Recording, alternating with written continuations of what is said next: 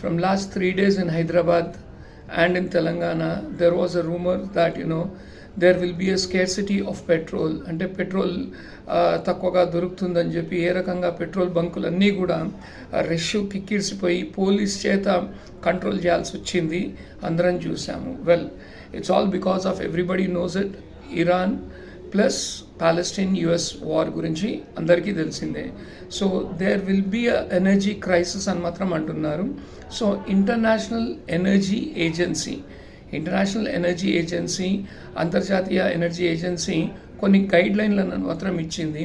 ఆ guide line పాటిస్తే కొద్దిగా మనం ఎనర్జీని మనము సేవ్ చేసుకోగలుగుతాము అనేది ఒక ఒక ఒక నమ్మకాన్ని వాళ్ళు కల్పించారు. దాంట్లో భాగంగా ఏంటంటే మొదటిది వర్క్ ఫ్రమ్ హోమ్ అంటూ ప్రపోజ్ చేశారు. రెండోది, మన ఏదైతే బండ్లలో పెట్రోల్ పోసుకొని స్పీడ్గా పోతున్నామో ఆ స్పీడ్ని అట్లీస్ట్ బై 10 kilometers తక్కువ చేసి ఆ ఫాస్ట్ తోటి నడపమంటున్నారు. మూడోది, పబ్లిక్ ట్రాన్స్పోర్ట్ని బాగా ఎంకరేజ్ చేయాలి.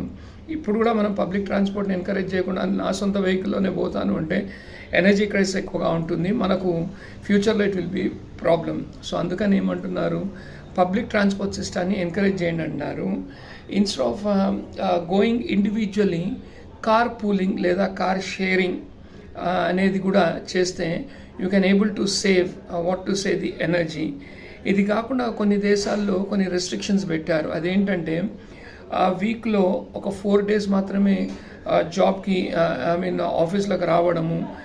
రెండవదంటూ చూసినట్లయితే ఫ్యూయల్ రేషనింగ్, అంటే ఇంతే ఫ్యూయల్ తీసుకోవాలి మీరు. ప్లస్ ఇది కాకుండా వారంలో ఒక రోజు మీరు బండి వాడకూడదు.